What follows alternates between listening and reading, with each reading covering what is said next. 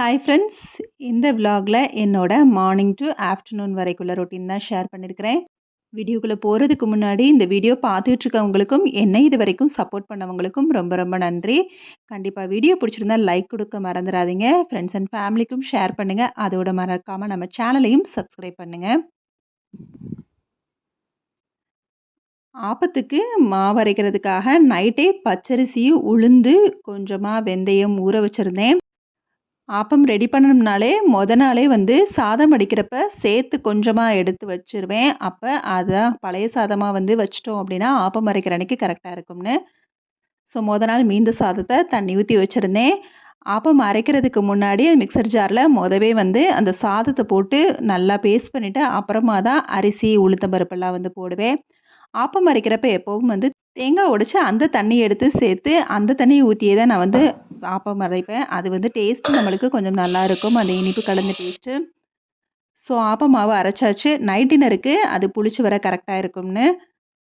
Morning பிரேக்ஃபாஸ்ட்டாக நான் எப்பவும் போல் பருப்பு சாம்பார், அதாவது உப்பு சாம்பார் மாதிரி மிளகாய்த்தூள் எதுவுமே சேர்க்காம வெறுமனையாக காரத்துக்கு பச்சை மிளகாவும் கலருக்கு மஞ்சள் தூளும் சேர்த்து பருப்போட பாசிப்பருப்போ அது துவரம்பருப்போ எதுனாலும் எடுத்துக்கலாம். நான் இன்றைக்கி எடுத்துக்கிறது துவரம்பருப்பு. அதோட சின்ன வெங்காயம், பூண்டு, பச்சை மிளகாய், தக்காளி, சீரகம் சேர்த்து தேவையான அளவு உப்பு போட்டு தண்ணி ஊற்றி ஒரு கொதி வரவும் கொஞ்சமாக நல்லெண்ணெய் சேர்த்து மூடி வச்சுட்டா நம்மளுக்கு பருப்பு ஈஸியாக குக் ஆயிரும். தோசை இன்றைக்கி மசால் தோசை தான் பண்ண போகிறேன். அதனால் கிழங்கும் வேக வச்சுட்டேன். உருளைக்கிழங்க தேங்காய் சட்னியும் ரெடி பண்ணிவிட்டு உருளைக்கிழங்கு பாயில் ஆகிற நேரத்தில் மசாலுக்கு தேவையானதெல்லாம் ரெடி பண்ணிக்கலான்னு சொல்லி வெங்காயம் சாப் பண்ணி வச்சாச்சு. இந்த சாம்பார் ரெசிபியை ரொம்பவே ஈஸியாக குக் பண்ணிடலாம். மசாலாவும் வேகமாக ரெடி பண்ணிடலாம். உருளைக்கிழங்கு மசாலு ஒரு பேனில் எண்ணெய் ஊற்றி கடுகு, சோம்பு, இஞ்சி, கொஞ்சமாக பெருங்காயம், குழம்பு கடலைப்பருப்பு இதெல்லாம் சேர்த்து பச்சை மிளகாவை நல்லா பொடிசாக சாப் பண்ணி கொஞ்ச நேரம் அந்த எண்ணெயிலே வதக்கிட்டோம்னா நல்லா கிறிஸ்பியாக ஆயிரும். அதுக்கப்புறம் கருவேப்பிலையும் சேர்த்துடலாம்.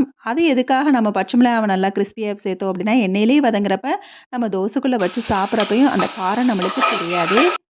அதோட பெரிய வெங்காயமும் ஒரு தக்காளி சின்னதாக ஒன்று சேர்த்து மஞ்சள் தூள், தேவையான அளவு உப்பு போட்டு மசிச்ச உருளைக்கிழங்கையும் அதோடு சேர்த்து பரட்டி விட்டு அதுக்கப்புறம் கடைசியாக மல்லி இலையும் சேர்த்து இறக்கிட்டோம்னா சூப்பராக மசால் தோசைக்கான மசால் ரெடி ஆயிடுது.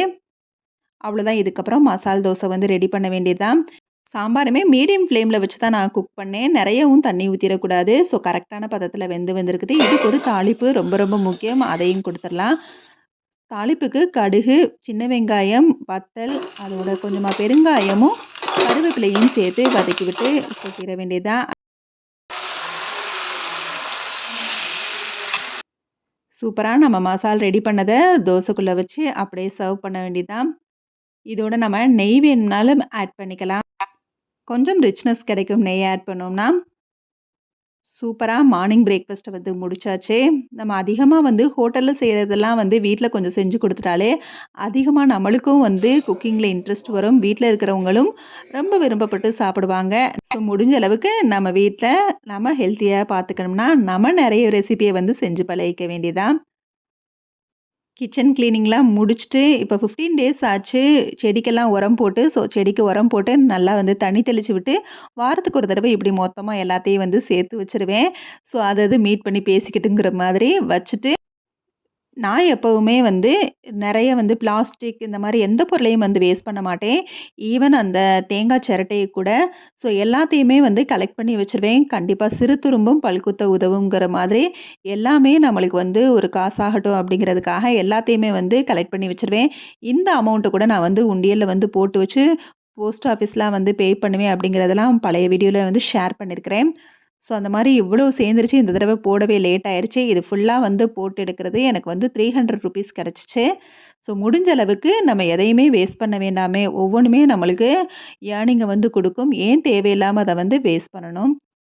அதுக்கப்புறம் ரீசெண்டாக 2 சாரீ எடுத்தது இருந்தது. அதுக்கு ப்ளவுஸ் ஸ்டிச் பண்ணாமல் இருந்தது.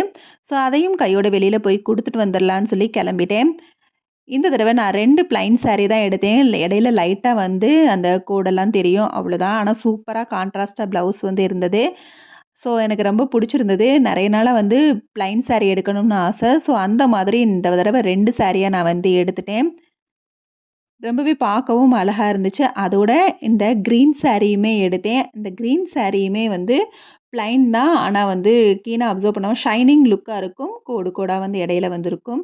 இதுக்கு வந்து ப்ளவுஸ் எல்லாம் இல்ல. நான் வந்து தனியா தான் எடுத்தேன். கான்ட்ராஸ்ட் ப்ளவுஸா.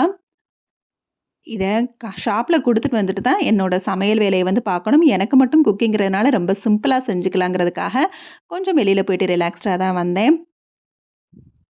ஆக்சுவலா இந்த வீடியோவோட மெயின் டாபிக் என்ன அப்டின்னா, அதாவது பெண்கள் நம்மளுடைய லேடீஸ்க்கு வந்து எந்த அளவுக்கு வந்து இம்பார்ட்டன்ஸ் வந்து வீட்ல குடுக்குறாங்களோ, அந்த அளவுக்கு நம்ம வந்து நம்மள வந்து ரொம்ப வந்து மெனக்கெட்டு பார்த்துக்கணும்னு தான் நான் நெனைக்கிறேன். ஸோ அவங்க வந்து நம்மளுக்கு எவ்வளோ இம்பார்ட்டன்ஸ் குடுத்தாலும், நம்மளும் மனசுக்குள்ள நெறைய தைரியத்த வந்து வளர்த்துக்கணும். மென்டலா நம்மள வந்து யாராவது அசால்ட் பண்ணணும்னு நெனச்சாலும், அத வந்து ஸ்டார்ட்டிங்லயே நம்மளுக்கு வந்து தெரியும். ஸோ அந்த அளவுக்கு நம்ம வந்து இடம் குடுத்துறக்கூடாது அவங்களுக்கு. நம்ம வந்து விட்டு குடுக்கலாம். எவ்வளோ வேணாலும் விட்டு குடுக்கலாம். ஆனா, நம்ம வந்து அனுசரிச்சு போறதுக்கு அவங்க வந்து எலிஜிபிளான்னு பார்த்து தான் வந்து அத செய்யணும். ஸோ, நாம அவங்க வந்து எலிஜிபிள் இல்லாதப்ப நம்ம மட்டும் ஏன் ஒரு சைடே வந்து அனுசரிச்சு போகணும்? இதெல்லாம் நம்ம வந்து ஆரம்பத்திலேயே வந்து திங்க் பண்ணணும். இல்ல நம்ம அனுசரிச்சு போவோம்னு நெனச்சுட்டே இருந்தோம்னா, நம்ம அத வந்து அவங்க வந்து பாசிட்டிவா அதாவது அவங்களோட ப்ளஸ்ஸா எடுத்துக்கிட்டு, அவங்க நம்மள வந்து அசால்ட் பண்ணத்தான் செய்வாங்க. ஸோ, அந்த அளவுக்கு இப்ப ரீசென்ட்டா நடந்த விஷயம் ரொம்பவே வந்து மனசு கஷ்டமா இருக்குது. கொஞ்சமா தைரியமான எவ்வளோ தைரியமான பொண்ணாலும் மென்டல் அசால்ட் குடுக்குறப்ப கண்டிப்பா வந்து நம்மளே நம்மள அறியாம டிப்ரஷன் ஆகத்தான் செய்வோம். ஸோ, அது ஸ்டார்ட்டிங்லயே நம்ம வந்து அனலைஸ் பண்ணி அந்த மாரி விஷயங்களுக்கு அவங்களுக்கு இடம் குடுக்காம வந்து பார்த்துக்கணும். நெறைய விஷயங்கள நம்ம மத்தவங்கள டிபெண்ட் பண்ணாத அளவுக்கு நம்மளா நெறைய விஷயங்கள நம்ம கத்துக்கணும்.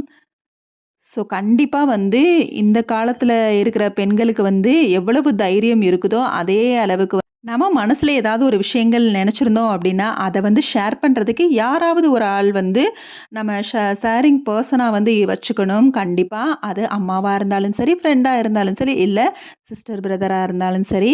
கண்டிப்பா நம்ம மனசுக்குள்ளேயே எதையுமே போட்டு வச்சு, நம்மளா நம்மள வந்து டிப்ரஷனுக்குள்ள ஆளாக்க வேணாம். அது மட்டும் இல்லாம நம்ம வந்து ஃப்யூச்சர்ல வந்து கண்டிப்பா வந்து பொண்ண குடுத்தாலும் சரி, எடுத்தாலும் சரி, நம்மளும் ஒரு நாள் வந்து மாமியார் ஆவோம். ஸோ, நம்ம வந்து இதெல்லாம் பார்த்து ஒரு எக்ஸாம்பிளா ஒரு நல்ல மாமியாரா வந்து இருக்கணும்.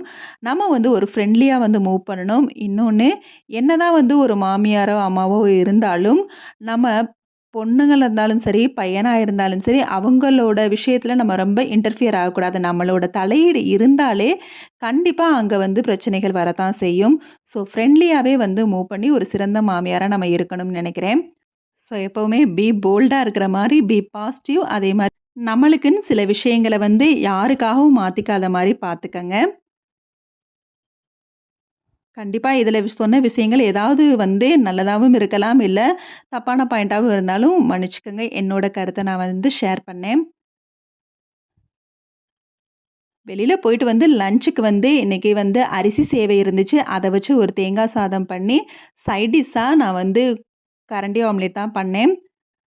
இந்த அரிசி சேவையில பண்ற தேங்காய் சாதம் வெறுமனையா எந்த ஒரு சைட் டிஷ்ஷுமே இல்லாம சாப்பிடலாம். இருந்தாலும் கொஞ்சம் அப்படியே வந்து டெம்ப்டிங்கா இருந்ததுனால, நான் வந்து கரண்டி ஆம்லெட் செஞ்சு சாப்பிட்டேன்.